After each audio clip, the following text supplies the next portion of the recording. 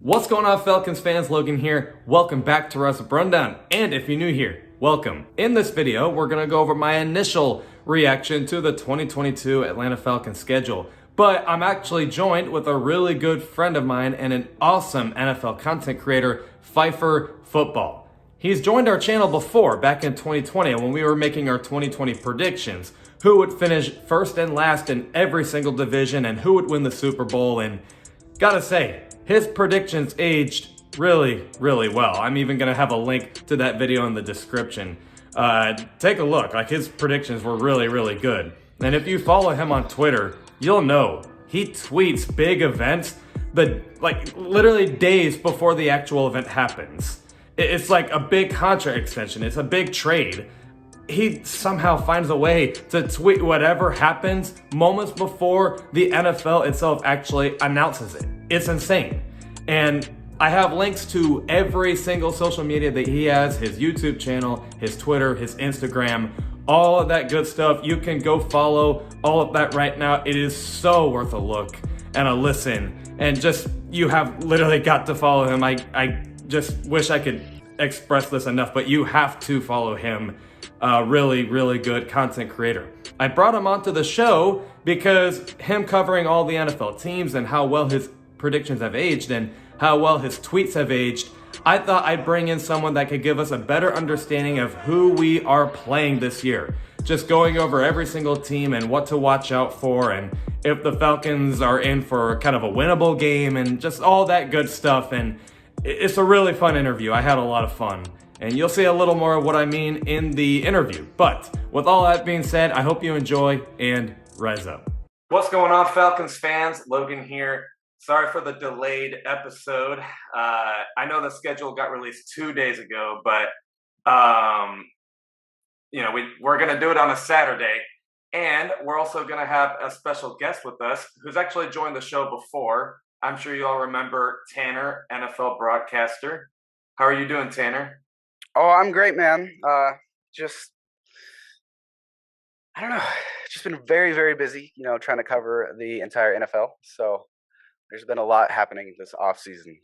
Well, you're doing a good job at it. Every tweet you make is all accurate. And if you are not following him on Twitter and on YouTube, please do so.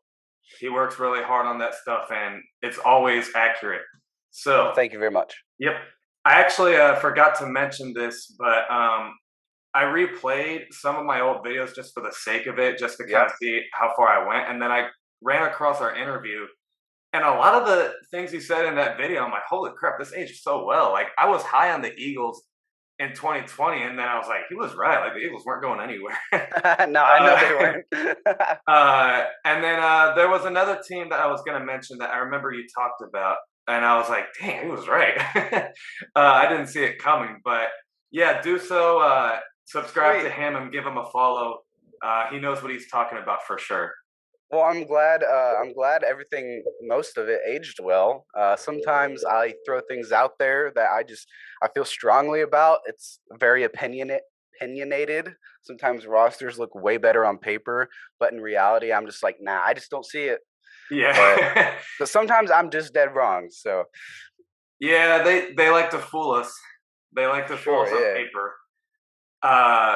And hopefully, with how hard this schedule looks on paper, that doesn't mean that the Falcons will struggle in this game. But we're gonna struggle regardless. For real, we're gonna go over.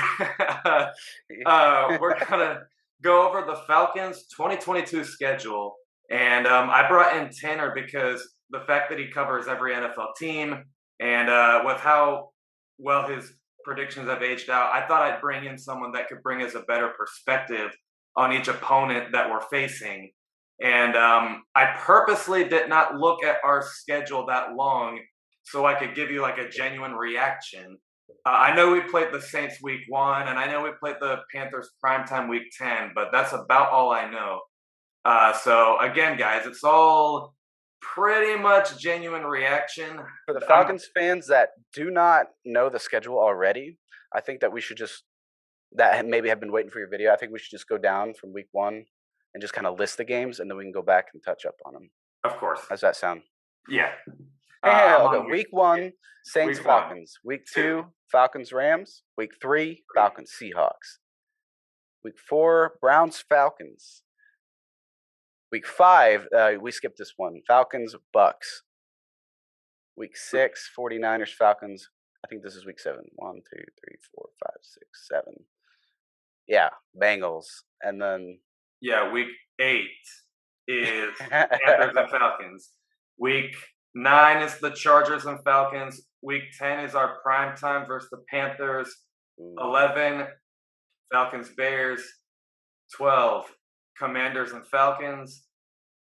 13, Steelers and Falcons. Yep. And then 14 is our bye week. 15 is Saints and Falcons. 16, Ravens and Falcons.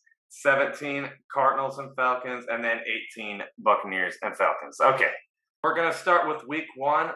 We play versus the New Orleans Saints. I wasn't expecting it to come that early, I'll admit.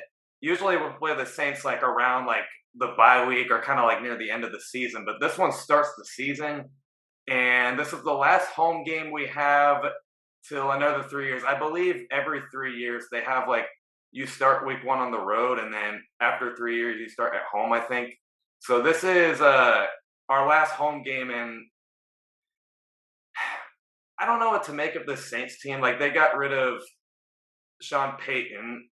Well, I don't know if they got rid of him. He just, he left. But right, yeah. So no Sean Payton, no Drew Brees. You're going to have Jameis Winston coming off, what was it, a torn ACL? I think so. It was a season-ending injury, nonetheless. So, but you're going to supposedly have Michael Thomas back, Chris Olave. I believe that's who they drafted, right? Yeah. That wide receiver. And then you just signed Jarvis Landry, who played at LSU. So he's going to be like hyped up, coming back to his basically hometown where he spent 4 years of his, college career. And so it's just a big deal there. I mean, their receiving core is going to be like kind of rejuvenated. Mm-hmm. Jameis Winston was 5-0 before he got hurt. So, like, I don't know. You have a defensive-minded coach. You re-signed a lot of your defensive players. It's going to be a tough matchup. Obviously, it's not going to be a Sean Payton type of offense, but it's a defensive-minded coach with already a great defense. So, what are your thoughts on that? I agree with all of that. This Saints team, I would argue, could have been a playoff team if Jameis didn't get injured. And they really weren't doing a bad job after he got injured, but regardless, they missed it. And this is a team to watch out for. They added in a much better receiving core. Jameis is coming back. They do have a defensive-minded coach. I guess we'll just see where that goes after years of Sean Payton. But yeah, it's going to be a hard adjustment, I think. Yeah. Sean Payton was one of the best offensive-minded coaches in NFL history. Like under him, Drew Brees passed for over 5,000 yards. How many times? I don't. Like 5, 6 at least. Yeah. Which it's insane. Drew Brees to me did not ever even get enough credit for what he's done for that team. Even though he got a lot of like hate the last few years, just because it was like, they called Michael Thomas slant boy and just stuff like that. But like, you can't be mad at a team for doing what works, and especially with an aging quarterback. And just Drew Brees is a heck of a quarterback. He's going to be hard to replace, but Dennis Allen, the new head coach, man, I think he's going to do just fine. The basically rebuilding Falcons team. I don't want to call this a rebuild for the Saints. I don't. I think they're just trying to plug and play at a new quarterback. Someone who's definitely got starting experience and has passed for 5,000 yards before, and Jameis Winston in Tampa Bay. He may have thrown 30 interceptions, but he can also pass for over 30 touchdowns a season. So if they get, if they can work with Winston just fine, get those turnovers down, keep them healthy, keep them protected with that receiving core, things can happen for the Saints. And I know you're a Falcons fan, a Falcons page, and you guys are all Falcons fans listening. But you guys are in a rebuild. You do have some great players and a younger defense, but I mean, and it's kind of a question mark with Calvin Ridley and your quarterback situation right now. So that's a tough opening act.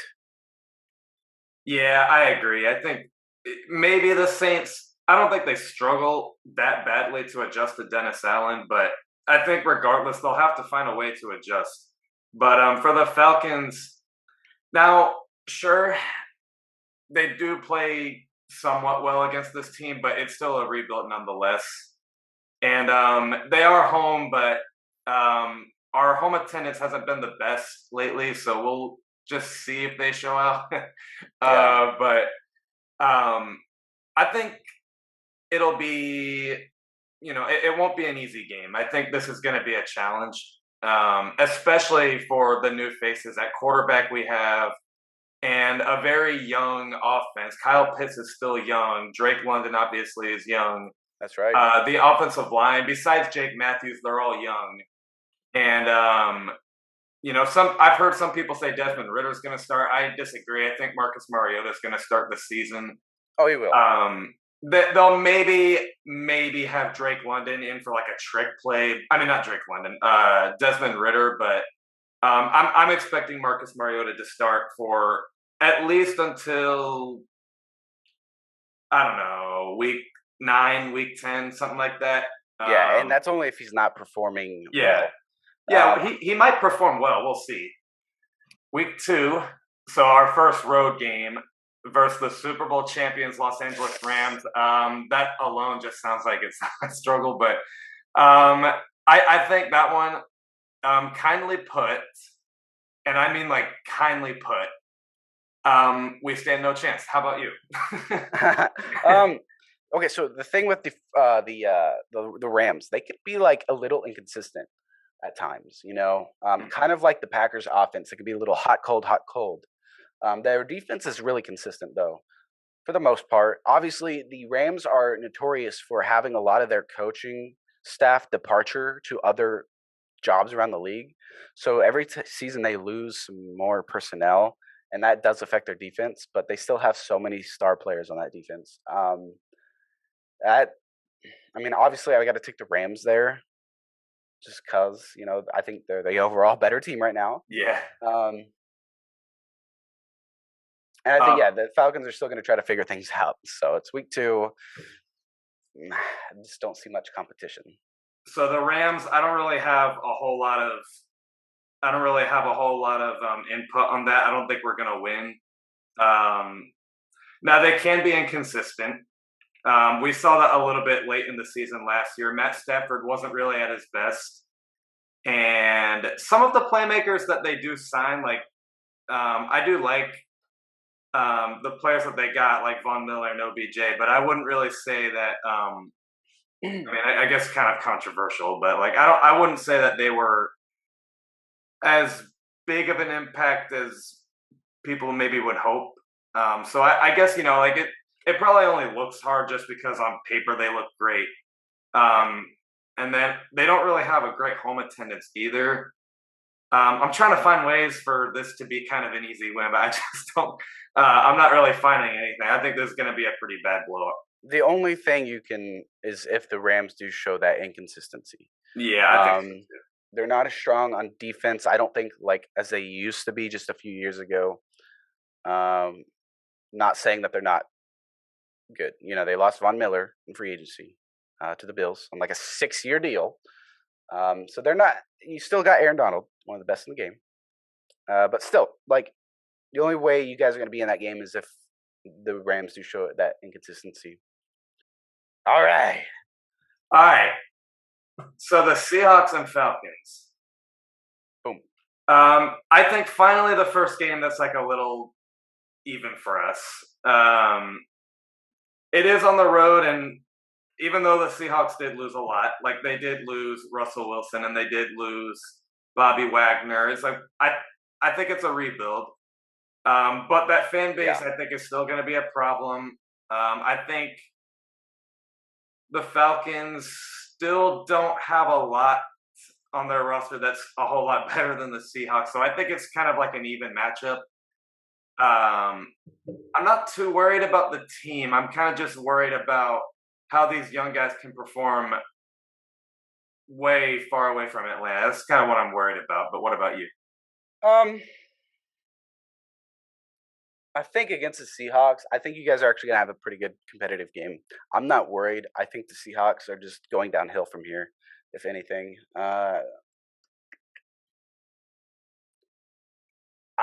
might. It's a huge question mark for both of those teams right now, just because the quarterback situation. So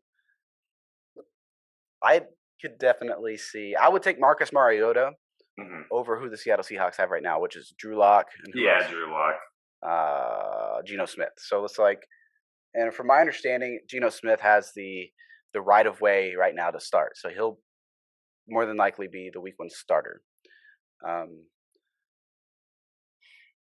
I would take the Falcons. I mean, I think that would be a good bet, honestly. Yeah, I think that's a win for us too. I see the first 2 games on the schedule kind of tough, and then I think week 3 is sort of like a turnaround. You got a That's chance. what happened last year. Yeah, you got a chance. Last year. I think we had a rough start with the Eagles and the Bucks, and then week 3 was the Giants. So it's kind of like a similar start. But week 4, this one's interesting. Browns and Falcons. I seem to always be overly high on this team, and then when I'm overly low on this team is when they do okay. Yeah. I'm not sure what to make. It's sort of a revenge game because they tried to get Deshaun Watson, sort of. I get that. It's interesting. Oh, sorry to interrupt. I think this is a tough game regardless because even though the Browns, they do underachieve a little bit. They do have that consistency of inconsistency, but it's still a tough team though. I mean, their running game is going to like run us over. Yeah. Deshaun Watson's going to, for the most part, I think he's going to make our secondary look pretty bad. Unless Watson goes to Cleveland and does nothing because they're notorious for not having a quarterback. I doubt Watson's going to be just like here and then just flop with Cleveland, but like it could happen. Maybe he's adjusting to the team and he hasn't played in over a year. You know, he didn't play all last season, so he had a long wait to play again. So I don't know if he'll have to, because it is early in the season. Maybe he has to you don't have OBJ, you don't have Landry. I think you have David Njoku, but I don't have Amari Cooper. I think you do have Amari Cooper. I think you lost those depth guys like Higgins. They were Higgins and then some other guy. I think you lost as well. I believe you lost one of your star offensive linemen in free agency. Was it Treader? You released him? They may have released him. And then, so I don't know. I think the Browns are a big question mark as well. People are high because they've got Watson, but I think they're going to struggle. Honestly, they do have a spectacular running game, but it's Cleveland. I think so too. Yeah, I've been a little iffy on this team. I think everyone's kind of counting them in because of Deshaun Watson, and for what it is worth, when Deshaun Watson is at his game, he is a top 3, top 4, just a really one of the top quarterbacks. He is. And I don't think he's going to flop, like you said. I think he is going to be good. But you have to keep in mind he didn't play for a long time. And I don't even know if the energy from the fan base is even going to give him a thumbs up. I don't even know if they even like him. Or if the team likes him. Yeah, I wonder that too. This is my understanding, dude. He was basically 100% committed to the Falcons. Okay? He was committed to the Atlanta Falcons. He was ready to say yes. He was literally about to go to the Falcons. It was almost a done deal. Cleveland bounced in there after they were told they were out of the race. They came back and presented the Texans Watson, basically with more guaranteed money. Mm-hmm. And he flopped. His decision went like this. I think he was literally this close to being a Falcon. The news was about to break. There was that leaked, like in his story on Instagram, you saw like the Falcons jersey in the background. Yeah. And I didn't know this, but when he was little, he was like a ball boy for Arthur Blank. Like he would do something for Arthur Blank with footballs. I can't quite remember what, but he basically had a relationship with him. And I think he kind of felt that feeling of Arthur Blank believes in me when the world doesn't. So I think he wanted to be a Falcon. And then, of course, he grew up a Falcons fan. He grew up in Atlanta, I believe. Mm-hmm. And then suddenly, I'm not sure why he chose Cleveland. I don't know if it was just for money or what. More guaranteed money. They came and he saw it's the most guaranteed money out of any quarterback contract in history. I think any NFL contract in history. It's like, geez, I don't even know the specifics of his contract, but wasn't it like $250 million? Yeah, something crazy. I'm like, whoa, okay, they really believe in him. Yeah, let me look at this. See if I can find his contract. And then Baker, I think, is I don't know what's going to happen with Baker, but if Baker plays, that's still a challenge for us. Yeah, Watson signed a 5-year, $230 million contract extension. That's fully crazy. Fully guaranteed at signing. So that $230 million is fully guaranteed. Is that what this is saying? Yeah. It was $80 million more than any other quarterback in the league, and that was Josh Allen. So they really believe in Watson. I think they really, really like what he has. And, if the whole drama going around wasn't there, then I think that would make a lot of sense. Because he is a great player. The Texans didn't really even have – I mean, I don't want to say when he was there they had a terrible roster, but the Texans were going downhill, and he kind of kept them afloat. So I get it. And you brought in some good receivers. You kind of let go of your good ones too, but then you brought in – so they let go of good receivers, and then they brought in a whole new set of receivers. So basically, it's kind of like the Saints. Like I think they're just kind of – plugging in some new pieces, and they're trying to see where this goes.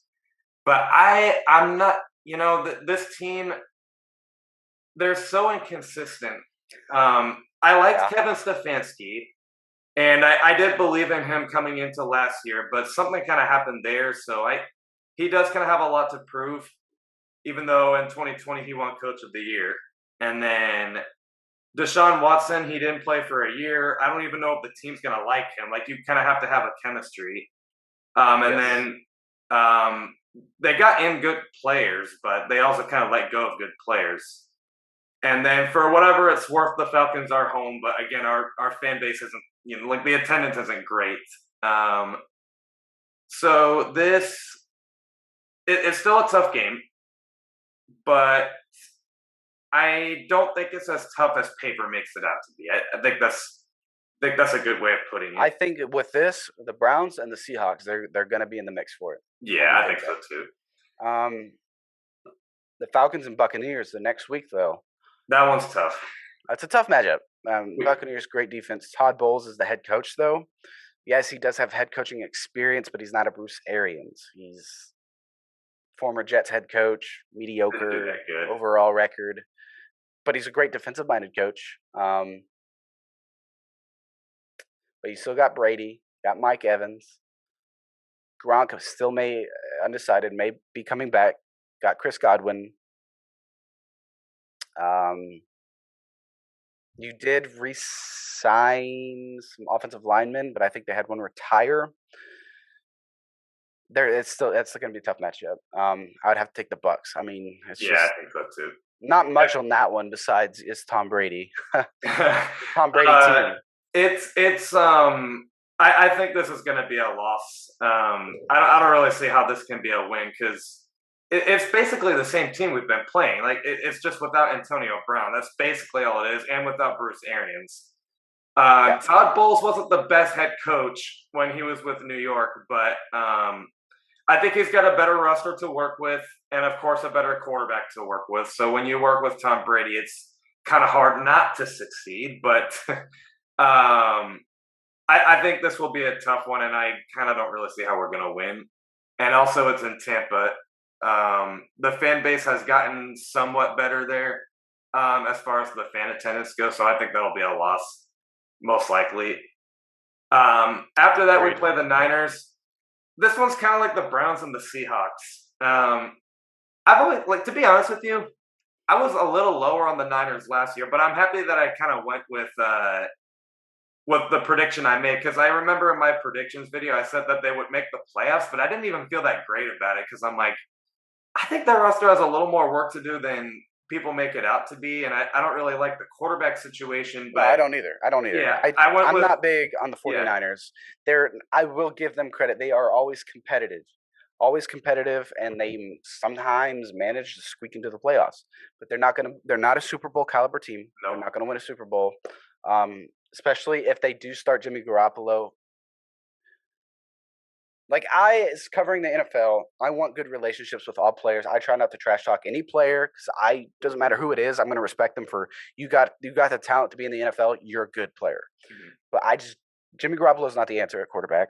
He's not going to win you a Super Bowl, and I'm telling you that right now. Trey Lance not going to win you a Super Bowl, especially not this first year starting. So like they're just not going to be the team this year. I think you have a chance there. They're always competitive though. They have a great defense. There's been reports, and I know, like, usually whenever this happens, it's not always true. Like, we heard Jamar Chase underwhelming in preseason, and then he ended up winning Rookie of the Year. But there's been people saying that Trey Lance has been underwhelming. I mean, it kind of makes sense as to why Jimmy G didn't get traded. Like, if they felt really good about Trey Lance, Jimmy G, I think, would have been traded to the Steelers or something. But they're keeping him. They're using that. Oh, he had a shoulder surgery, and teams are skeptical. Yeah, on it. They're like, oh, no, we're not trading for him. He got a shoulder cleanup surgery. No, they don't have faith in Trey Lance. And I don't want to say that's what you get, but when you draft a quarterback from a smaller school, what was he picked overall? Third? Yeah, before Kyle Pitts. Yeah. And he's from a really small school, and he only had like half a season starting experience. Yeah, he didn't really have a lot of playing time, really. Not a first round talent. No disrespect. I try not to, I'm just saying it's one of those quarterbacks I'm like, you're not overwhelmed by performance wise. Like, I don't know. It just shouldn't, not worthy of the number 3 overall pick. If you do spend a number 3 overall pick on a player, you want him to be your starting quarterback. And I feel like you need to do that. I think they got some things going for them. Like, they got Kyle Shanahan, of course. For a while, I was kind of like, I don't know about Kyle Shanahan. But last year, I'm like, okay, all right, I'll keep quiet about what I said about him for now. But I'm not big on him. And, you got Nick Bosa, and you got George Kittle. Like, you obviously got some players, but then you have Deebo Samuel wants out. I don't know why he wants out, but he wants to get out. I know why. I mean, because that team's not going anywhere. The offense is not going anywhere. I'm telling you right now. Like, the reports that Trey Lance has been underwhelming, like, I say that it may be true, but I also say that you need to start Trey Lance, because if you spend a number 3 overall pick on a quarterback, you need to make sure that quarterback's going to be your starter. And if you keep delaying that, it makes you look worse and worse. But Deebo Samuel is seeing that this offense and this team is not going to win a Super Bowl. He knows it. That's exactly why. That he wants to win, and he's tired of taking all the hits and being the only playmaker on that team. Probably he wants he wants to be strictly a wide receiver. It sounds like. Yeah, I think so too. And he's really the only playmaker on that team. They have great running backs, but like, that offense just isn't going anywhere. And without Deebo Samuel, even Deebo knows that team will not go anywhere without Deebo. I think this could be it's just like the Seahawks and Browns. I think this is the toughest of those matchups we talked about, but I think it won't be easy, Falcons fans. I'm not all of a sudden saying that this is like, oh yeah, like the quarterback situation, we're gonna win. It's just kind of like, I have questions about this team. It's not a high scoring game. It's still going to be a tough one for sure. It'll be high scoring. It'll be kind of a revenge game nonetheless if Kyle Shanahan's in the building. I'm sure everyone's going to there's going to be some bad blood somewhat, even though most of that 2016 roster is gone. But it'll be tough. But I don't think it'll be. I don't think we have no chance. I think there's like I would say, I want to say a 40% chance of winning. Like, I think the 49ers probably have the edge simply because I think they do have more talent. And they have a good defense. Like I said, they're always competitive, but they're not going to be scoring 30-plus points on you. Yeah. So I wouldn't worry about that, Falcons fans. I would not. If you guys can outscore them, you can win. That's how I feel. Now, this next game, I'll worry about. Falcons at Bengals. So is a Bengals, I do kind of think there's going to be somewhat of a regression, but I still think that they're going to be good. I think for the most part they did ride off of momentum. Like, the Ravens did get injured. They probably would have made playoffs, but something happened and they just ultimately didn't make it. Everyone kind of forgets that they finished last place in that division. There's no way they're going to do that again. Browns, we'll see. Like, maybe Deshaun Watson brings something in. And then I honestly don't even think the Bengals, I think it was all just the momentum from Joe Burrow and Jamar Chase. The rest of the team, it's not that they sucked. It's just, I don't think they were actually ready. I think they probably looked better than they actually did. But it's still going to be a tough game nonetheless. And I'll be honest, that we're probably not going to win. But what do you think? Okay, I definitely don't think anyone expected the Bengals to do what they did last year. Okay, no, not at all. Like, they just didn't. But they have made big moves this offseason. The Bengals have strengthened the offensive line to protect Burrow even more, something that they did not do after he tore his ACL. I expected them to completely rebuild the offensive line heading into last season, and they didn't. They did it now, though. So Joe Burrow managed to take the most sacks in the NFL last year and bring them to the Super Bowl. Now he's going to be protected. They signed Alex Kappa. They signed the offensive line, Lyle Collins, which I actually nailed that, by the way, on Twitter. I got like 1,500 likes on that tweet. I said they are expected to sign him. He's in there. He's visiting right now. I got word that they're expected to sign him because they weren't expected to target the offensive line in the draft. They were expected to sign all their offensive linemen in free agency, and they did. Good call. Just kind of want to brag about that one a bit. But Joe Burrow is great. I think they're going to continue to see momentum. That offense is really high-powered. Re-signed Eli Apple. I think they signed another corner. And then drafted. They still got Jesse Bates, I think, on the franchise tag, and then they drafted another safety. This could be a very fun, competitive, high-scoring game. I just see it being that way because the offenses, I feel like both of these offenses are going to be fun to watch. Yeah. But I'm going to give the edge just to the Bengals because I think their offense and the way that Joe Burrow's mentality is, he's just a winner, okay? He is a winner, and he's going to keep that team in games no matter what. Yeah, I agree. I got to give the edge to the Bengals. I just do. So far, Falcons fans, we've had some games that is like kind of iffy, but for the most part, it looks like it's kind of a rough start. Yeah, so I think I have you 3-4 so far. That's the best case scenario, 3-4 through 7 weeks. I think that's around what I got to. I can kind of see 3-4, which I don't. With Arthur Smith, it's kind of like what you said about Joe Burrow. I think Arthur Smith kind of has that winner mentality. I don't think he's the coach to. I mean, I guess we'll see what happens in year 2, but I don't think he's the coach to, start out in kind of a soft way. Like we saw that with Dan Quinn. And I'm not saying Dan Quinn purposely tried to lose, but I think this team is a little more disciplined than they were with Dan Quinn. So I think they might be competitive, but as far as winning games, especially with a slate like this, I need to kind of see it to believe it. But 3-4, honestly, with the roster that you'll have and the question mark at the quarterback situation, I see the Falcons being a competitive team. 3-4 through 7 weeks against this schedule so far is not bad. Yeah, it's not. And yeah, I mean, just because you're one game under 500 right now, I still think that's pretty decent, given the schedule at the moment. It gets easier after that. Panthers and Falcons. I see it 4-4. Yeah, I think that's a winnable game. That's probably Winnable. besides the Seahawks. I think that's probably the most winnable game we've seen so far. Yes. Panthers quarterback situation's not looking good. Their head coach might get fired, and seemingly we always beat this team anyway. So I think that's an easy win. They're still in talks with Cam Newton. They did draft, was it Matt Corral? Yeah. Ole Miss. I'm not big on Matt Corral. And I only say that because, like, I watched him play SEC. He threw 6 interceptions against Arkansas. He picked him off 6 times. Yeah, that was a bad game for him. I mean, it happens, but I just not big on him. It's definitely a winnable game for the Falcons.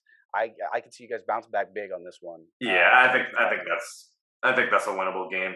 I do. I think that'll be a very good game for you guys. That'll be like I think this will be the game that gives your Falcons team and fans confidence. Like, boom, like we won that game. Let's get it rolling, Yeah. And then the next week you go and take on the So that's a confidence challenger. That's a confidence challenger. We beat the Panthers. We're feeling good about ourselves, and then it's like, oh, boom! crap, I run into a brick wall with the Chargers. It's kind of like it's like you're running really fast, and then you see a stop sign. You have to stop like abruptly. It's like, okay, hold on. Let's slow down. It is not that the Chargers are like scary because they always tend to kind of just choke and give up leads, but they did a lot defensively, man. This offseason, they have a really good looking defense right now. They have really. I like their whole roster as a whole. I do, yeah. Their offense is even good. I'll admit, I was sort of wrong about Justin Herbert. I sort of wasn't. Like, I didn't think he was going to suck. I just kind of didn't think he was going to take off like he did. And they brought in better players on defense. It looks like their new head coach is doing good things for them. Now, they don't have the best fan attendance, but regardless, traveling from Atlanta to LA is always tough. Yeah. And I don't think anyone saw Justin Herbert coming out and doing what he did his rookie season. Yeah, I don't think so. Now, I didn't think he was going to have as good of a season last year. Like, I was saying he's not going to, live up to what he did his rookie season. I think he'll still be good. But he was definitely not as good last year as he was his rookie year, right? I think he still – it was close, but I don't think he was better. Yeah, I don't think he was either. Pro football. Usually, I feel when you win an award, like if you win Rookie of the Year or MVP, like the next year it's just kind of hard to repeat the same amount of success. I mean, you can still be good, but not the same. Actually, he did. I mean, wait, let's see. Well, he only played 15 games. He started 15 games in 2020 as a rookie. Okay, maybe I should take this back. He did all right last year. Okay, but as a rookie, 595 attempts, 396 completions. He had 4,336 yards, 31 touchdowns, 10 picks as a rookie. Ooh, that's really good. That's really good. Last year, 17 games, 5,014 yards. He had 1% less accuracy, so he was at 65.9% accuracy. So it was barely worse than his rookie year. 38 touchdowns, 15 interceptions. This is a huge step-up game for our corners. We have a former Charger in Casey Hayward and AJ Terrell. Just something last year, though, didn't tell me that Herbert did as well as his rookie year. Maybe, I don't, but the stats are saying otherwise. I think it's probably just because, I feel if the Chargers maybe made the playoffs, they probably would have went far and they probably would have had those talks if he did better. But because there weren't any, because I don't know why it's like this, but for some reason, if someone doesn't win an award or if a team isn't in playoff contention, they kind of suddenly forget how good a player can be. I don't know why. Maybe that's what it was. Regardless, it'll be really challenging. And I'll never say anything is impossible, but it doesn't look probable for the Falcons to succeed. But we'll see. It's definitely to the Chargers. I think it'll be not so easy for us, but then it gets better.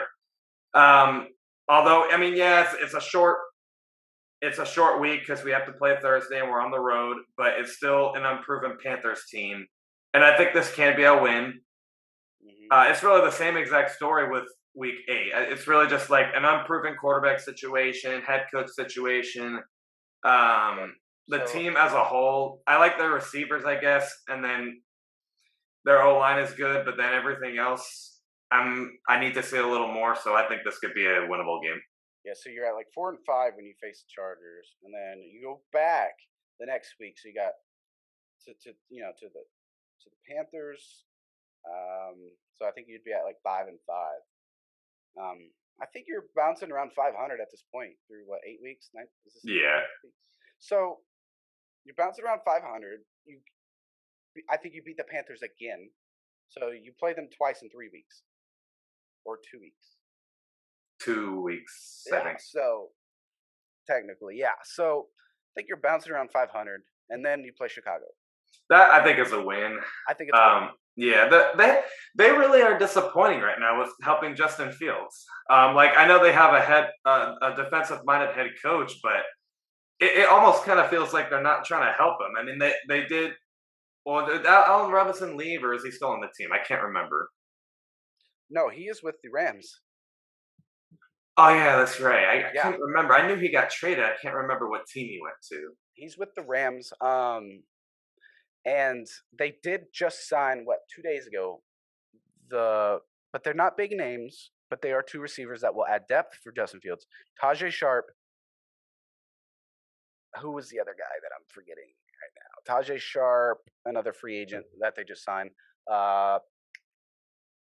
Played for the Giants. Dante Pettis. So they signed Dante Pettis and Tajay Sharp.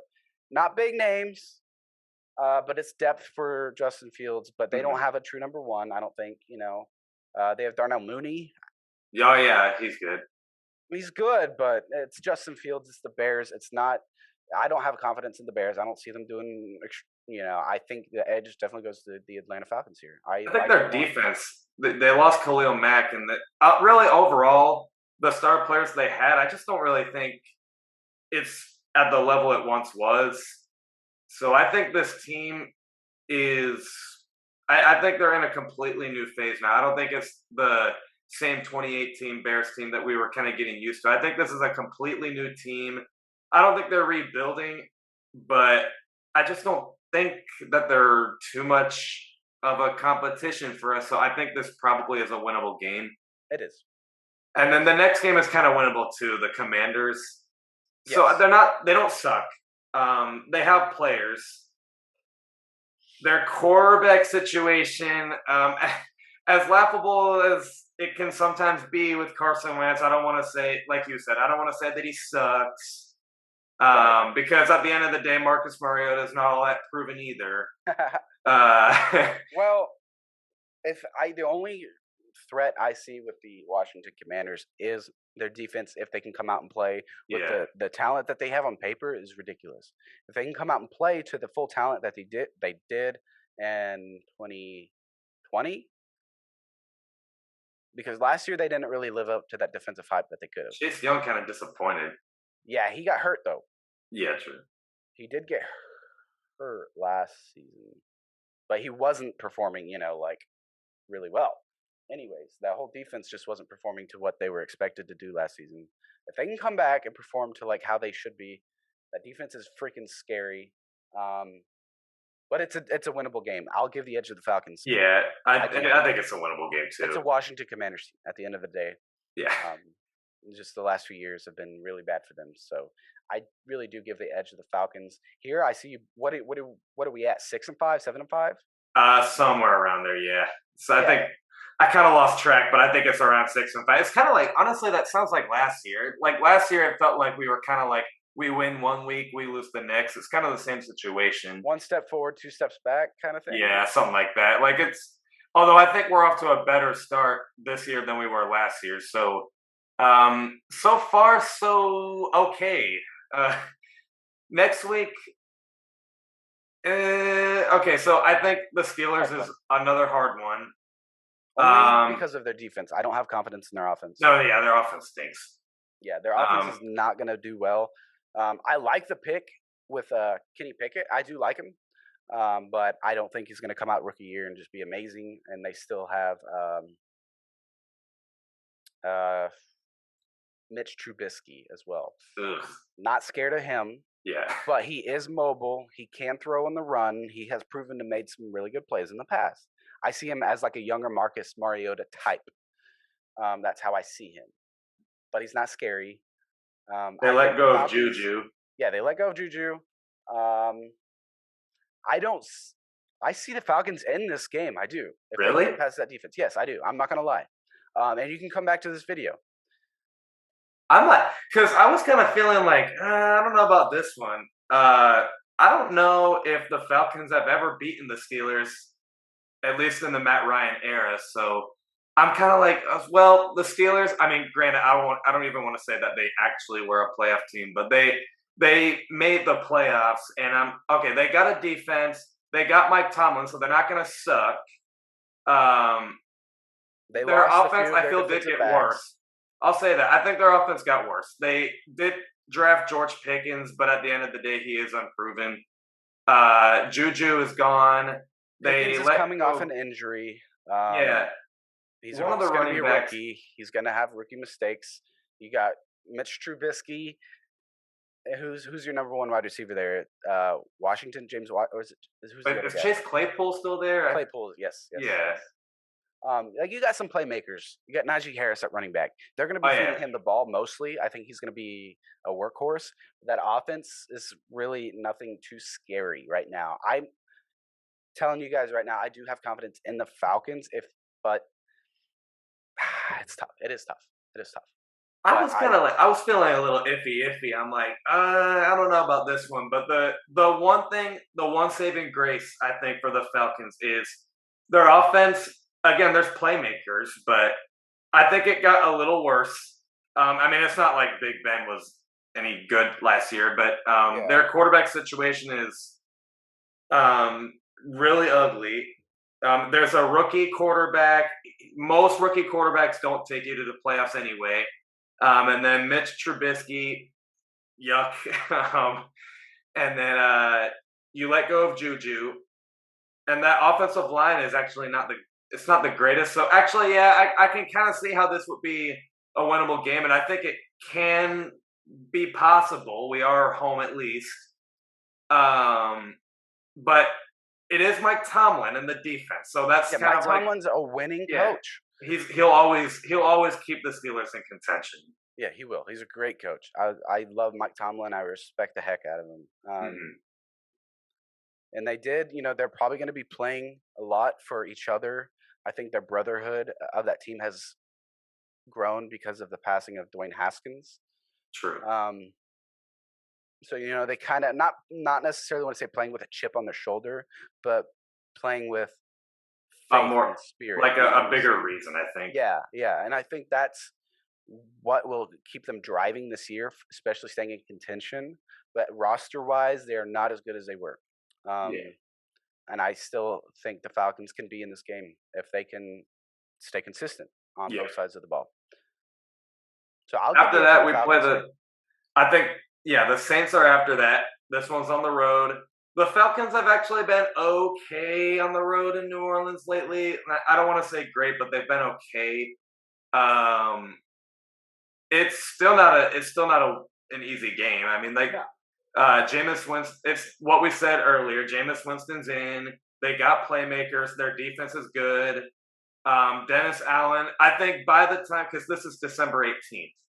Actually, I think this is after our bye week, I think. So, yeah, it's after our bye week. So the Falcons will have more time to prepare for this game, unless the Saints also have a bye week, week 14, but I don't think so. So we will have more time to prepare for this game, especially after a rough slate of games early on. Yeah. So I think the Falcons could be prepared, but they still have a lot to prove. What do you think? It's basically everything we talked about earlier. The Falcons still have a lot to prove, but so will the Saints. If the Saints have not figured out their quarterback situation, it depends how Jameis Winston performs. But coming back, after I think a rough outing against the Saints in week 1, I think that you guys will be ready to come back and compete. I think by this time you've played enough tough competition, you'll be in the game. I think that the Saints Falcons game this week would be good. I think so too. I think this could be a winnable game for us. I think so. You guys would have time to prepare. Hopefully, I think if you guys can beat the Steelers, having confidence going into your bye, after your bye, you're prepared for the Saints. I think you could do it. This is another. It seems like everything we talk about. Go ahead. I'm sorry. You may be on a win streak here, okay? So think about this. Falcons, Panthers, Falcons, Bears, Falcons, Commanders. If you can go on to beat the Falcons, Steelers, you're rolling into your bye week on a 4-game win streak, possibly. It's hard to stop momentum. It is. Like usually, like we saw with the Dolphins last year. Now I know they did ultimately miss playoffs, but it's not often teams can stop a team after a 7-game win streak. So with a 4-game win streak possibly, and then you enter the bye week, you get more practice, and you build up more of that locker room chemistry. And then, of course, if you beat a division rival, your most hated rival, of course, that's going to bring in some energy. Yeah. You do have a rough 3-game stretch after that with the Ravens, Cardinals, and Bucks. But hey, I mean, with a 4-game win streak and then the confidence is building up, something could happen. Yeah, I'm not worried about the Cardinals. Cliff Kingsbury, respect. I'm going to respect every person in the NFL, like I said. But I don't think he's head coach material. I'm not scared. And especially at this point in the season, the Cliff Kingsbury, his coaching career has proven to fall apart second half of every season he's coached. They did it last year, and I see them doing it again this year. I'm not scared of the Cardinals. I'm not. I mean, they're going to be a good offense, but at this point in the season, who knows what they'll be doing? I think you guys could definitely win that one. The Ravens are not really a passing attack team. I think the Falcons are going to have a good, sturdy defense. Falcon and the Ravens are more of a run-first kind of team. You're probably going to have an issue keeping up with Lamar, but you guys can still be in that one. It's not going to be a high-scoring game. Yeah. You can beat the Falcons, and then the last game is the Bucks, and I think that's going to be a loss. Yeah, I think the Ravens and Bucks, I'll be real with you, that doesn't look like so much of a win for us. The Ravens, so yeah, they're not a pass-heavy team, which is a problem for us because our defense is still not very good. But if there's one thing on our defense that's probably the best is the secondary, and the Ravens aren't a pass-heavy team. Yeah. We struggle up front, and that's a problem for us when facing the Ravens. Because we don't really have any. I mean, yeah, we got Arnold Ebiketie, which I guess we'll see what he does, and then we got Grady Jarrett. But other than that, don't you have is it Tack McKinley? Is he still there? Oh no, he left. When did he leave? Was it? I think he left 2 years ago. Oh, geez, man, I'm behind. Sorry. It's okay. I mean, stopping Lamar is not common. It's not probable for us. But they've seen him before. Yeah, they've seen it before. I mean, you can stop Lamar. I think because after his 2019 season, I think they kind of found out what his weaknesses are. And he kind of slowed down. Then everyone kind of put him out of that elite category. But I think he still has a lot to. He's a very good quarterback. He can still get back into that conversation. He's got a good chemistry with his head coach. Yes. They drafted well. Their off seasons are pretty much always good. So that's probably not a win for us. Probably not, but I'm telling you right now, the Ravens are just not consistently a high-scoring offense. So they seem to always get injured too. Like maybe I'm just overthinking what happened last year, but I feel they're always injured. They are. Especially last year, they had like every injured running back on the roster. Yeah, like they injured like all three of their running backs. Marcus Peters, their star corner, and one of their other secondary players, all out with season-ending injuries. It was awful. They had an injury plague last year, but. They're coming back this year. Devontae Freeman, but that's technically a revenge game for him. But he's also kind of injury prone, so I don't even know if he's gonna like it. I shouldn't say that, but he's a free agent. I don't think he. Oh, he is. Oh, I thought he was still on the Ravens. He was there last year. I don't think they re-signed him. Because I know I'm they not got. scared of him. I'm not scared I of think they got Devontae Freeman, and then they had another big name running back. I can't remember. They just signed Mike Davis. Mike Davis. Oh, so that's a revenge game for him. Okay. Wait. Mike, who did? I know they got Devontae Freeman and Le'Veon Bell, I think. Did they get Le'Veon Bell? Free agent. So it's Freeman and Bell are free agents. They released Bell last year. Oh, okay. Yeah, I'm kind of losing it with these running backs. It's okay. Yeah, they had a lot last year. Mike Davis is on the Ravens. They just signed him, I think, a few days ago. So yeah, a revenge game for him. They do have J.K. Dobbins, who's going to be coming off injury. Freeman, like I said, is a free agent right now.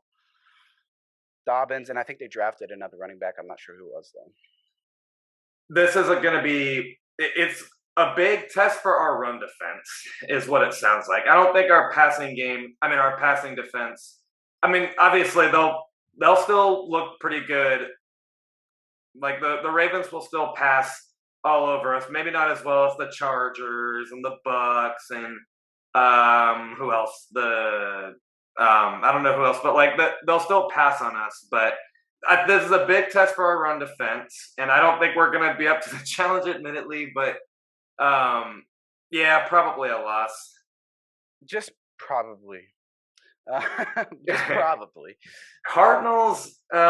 Okay, so this one's kind of sad for me. Because I remember before they got DeAndre Hopkins, I felt so proud of myself for tweeting this because I felt I was gonna have like the tweet of the century. Like I said, I think in 5 years from now the Cardinals are gonna be a Super Bowl team, and then they got DeAndre Hopkins, and then they proceeded to get J.J. Watt and all these players, and I was feeling so good about myself. I'm like, I think I'm gonna get this right.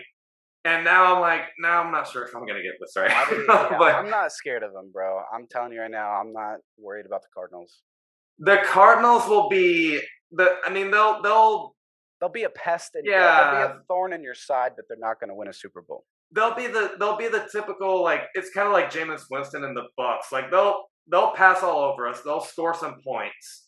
But winning and holding on to the lead, especially second half. I mean, I know that's what the Falcons struggle with anyway, but so I guess I shouldn't be talking, but the Cardinals in the second half of the season, the Falcons are kind of the opposite. I feel the Falcons over the years have been in second halves of the season, they've always kind of turned it around. Like in 2017, I know they started slow and then made playoffs. And then I know in 2018 through 2019, it was too late for them to make playoffs anyway, but nonetheless, they did get better late in the season. Cardinals are the exact opposite. And it's played in week 16, so I don't know if the Cardinals are out of playoff contention. I don't know if they're going to care. We'll see, but I think this is a winnable game. It's a winnable game. Yeah. And then the last game of the season, I don't see how we're going to win that. That's the Bucks. That's the Bucks. Unless Brady's benched just to save himself for the playoffs, you know. Yeah, something like that. It's definitely possible, but.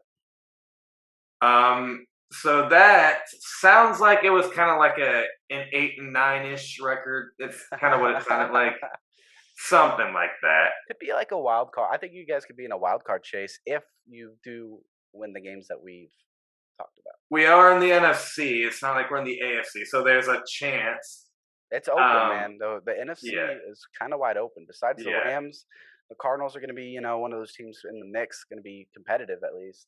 The Packers, Bucks, those are the top teams. Mm-hmm.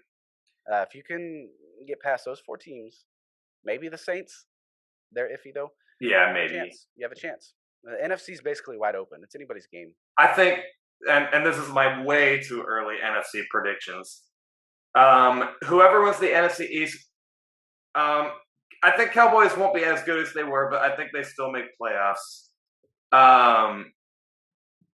And then the NFC North, the Packers, I don't see who else is going to compete with them. And then the NFC South, the Buccaneers, NFC West, the Rams. And then the three wild cards, I guess the Saints, And then maybe the 49ers, maybe not. Maybe. I'm not big on them. Yeah, maybe. So I'm not worried about the 49ers.